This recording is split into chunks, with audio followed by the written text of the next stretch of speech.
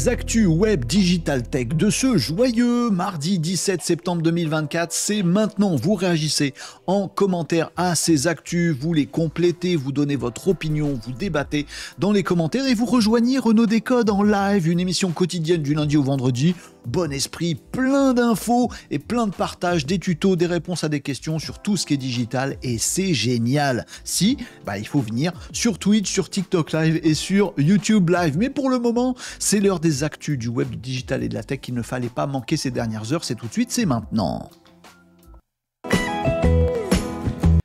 Il s'appelle Inoxtag et il vient de péter YouTube, puis de péter Internet, puis de péter le cinéma et maintenant il va péter la télé. Mais qu'est-ce qu'il fait ce gars? Inoxtag, un petit jeune sympathique qui fait 2-3 dingueries à 22 ans. Il vient de gravir l'Everest et il nous a livré donc un YouTuber très connu, Inoxtag, qui a commencé depuis tout petit à faire du contenu sur YouTube et qui a beaucoup évolué ces dernières années jusqu'à ce qu'il y a un an, il se lance le défi de gravir l'Everest alors qu'il y connaissait que dalle. Il s'est bien entouré, il a vécu toute cette aventure, il vient de revenir, il est revenu il y a un petit moment déjà, il vient surtout de sortir juste avant ce week-end sa vidéo, d'abord sortie en salle de cinéma et ça a fait sur 24 heures sur un premier jour d'exploitation, mais il n'y aura pas 8 semaines d'exploitation non plus en cinéma de son film qui s'appelle Kaizen, son film qui relate son aventure vers l'Everest, aller-retour, qui est très très riche d'informations. Donc il a pété les scores d'internet. Aujourd'hui on est à peu près à 20 millions de vues, sachant qu'on peut être plusieurs derrière un écran quand on fait une vue sur YouTube. Donc il a bien 20, 25, 30 millions de personnes qui ont regardé sa vidéo sur YouTube. Il a aussi donc pété le score en une journée des entrées dans des salles de cinéma, puisque son film, son documentaire était disponible en salle de cinéma en avant-première. Et puis il y a TF1 qui vient d'acheter les droits de ce documentaire pour le passer, pas encore en prime time, mais c'est en discussion, pour le passer à la Téloge. La Téloge, je vous le rappelle, le record absolu d'audimat, c'est comme ça qu'on dit. Alors sachant que l'audimat, c'est le nombre de personnes, quand on regarde une chaîne à la télé, on dit qu'on est 4, donc voilà, c'est pas tout à fait comparable. Bref, le chiffre record, c'est 24 millions de personnes devant la finale de la Coupe du Monde de foot de 2022, je crois que c'était ça à peu près le score. Donc voilà, Inoxtag, petit youtubeur de 22 ans, il vient de péter absolument tous les records de tous les médias avec un documentaire. Bien sûr, il pète aussi les records de commentaires et de haters sur tout ça.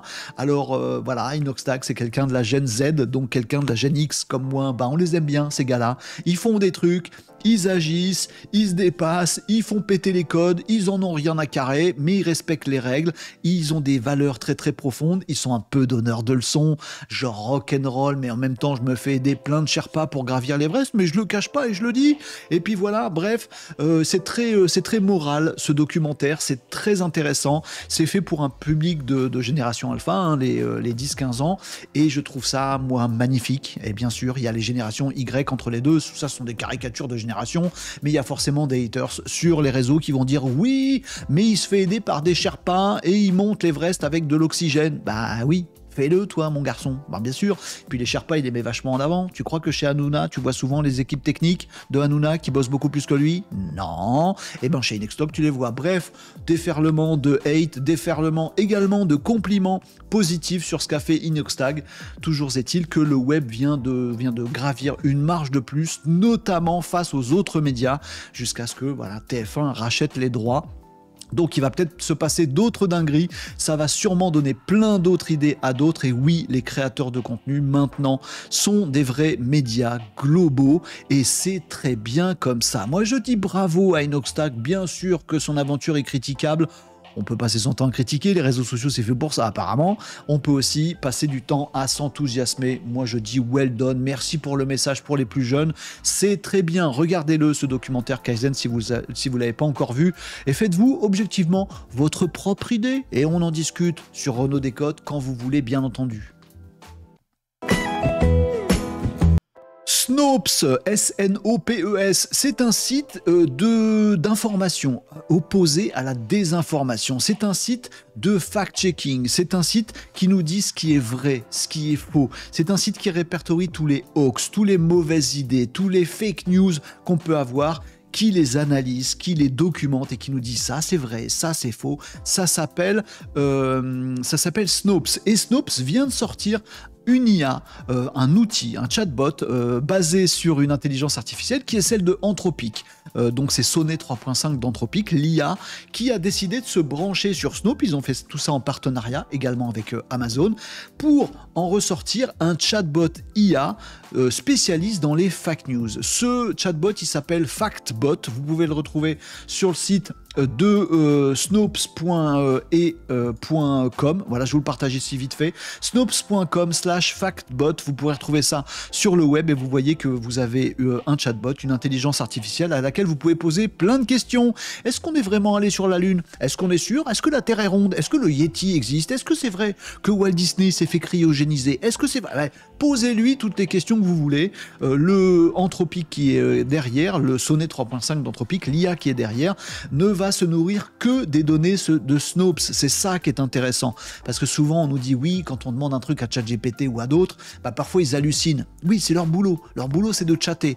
Parfois, ils savent pas et ils parlent quand même. Oh, mais ça hallucine, ça donne des trucs pas ouf. Et bien là, ils ont branché cette IA sur Snopes en disant tu n'utilises que ces données-là de vérification de fake news et de tout ça. Donc on obtient un outil anti-fake news, un outil de fact-checking absolument royal. Si vous avez plein de questions à poser, si vous discutez avec des complotistes, munissez-vous de votre meilleur factbot de chez Snopes. Vous pouvez le retrouver en ligne, c'est accessible à tous, c'est gratuit et ça vous permet de lutter contre la désinformation. Moi je dis merci, le web vous en remercie les amis. Après, est-ce que les complotistes ils vont vérifier ce qu'ils disent eux-mêmes sur... c'est pas gagné. Mais vous pouvez le faire pour essayer de les sortir de la Terre plate. Ah oui, il y a une gravité sur la Terre plate?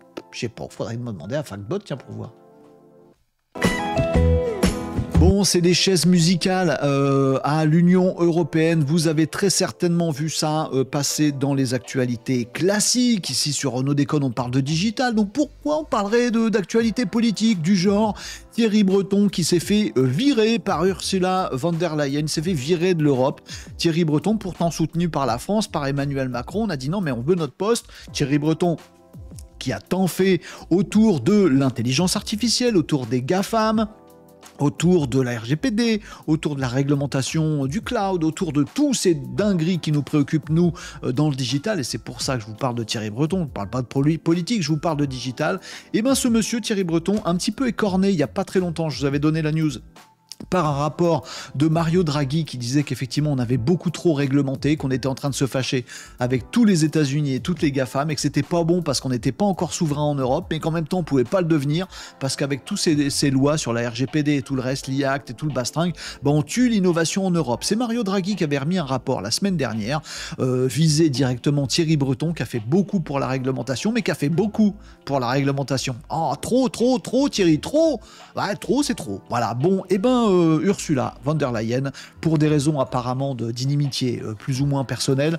Derrière, il y a des jeux politiques et des jeux de pouvoir, c'est pas juste sur le digital. Mais en tout cas, elle a dégagé Thierry Breton, il a démissionné, il s'est fait virer, il s'est fait pousser dehors. Bref, il est plus là. Peut-être qu'il va rentrer dans un gouvernement Michel Barnier en France. Peut-être, on sait pas, il y a des bruits qui courent.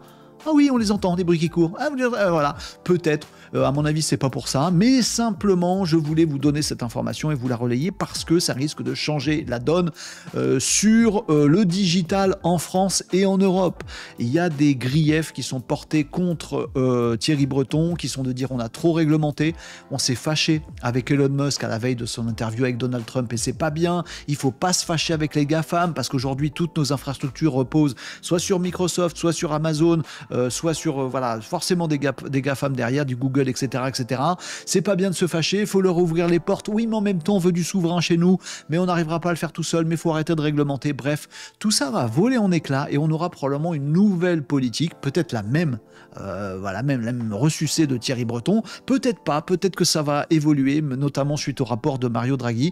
Peut-être qu'on va avoir un digital plus ouvert ou au contraire plus souverain, plus d'investissement ou moins. Je ne sais pas quelles sont les recommandations qu'on va suivre. J'espère qu'on suivra les recommandations de Mario Draghi si on a les moyens. En tout cas, on n'a plus Thierry Breton et les jeux sont faits. Voilà, les dés sont lancés. On verra bien quel sera l'avenir du digital, de l'IA, de l'innovation technologique en Europe. Ça risque de changer. On espère que ça change. On espère que ça change en mieux, en bien en tout cas.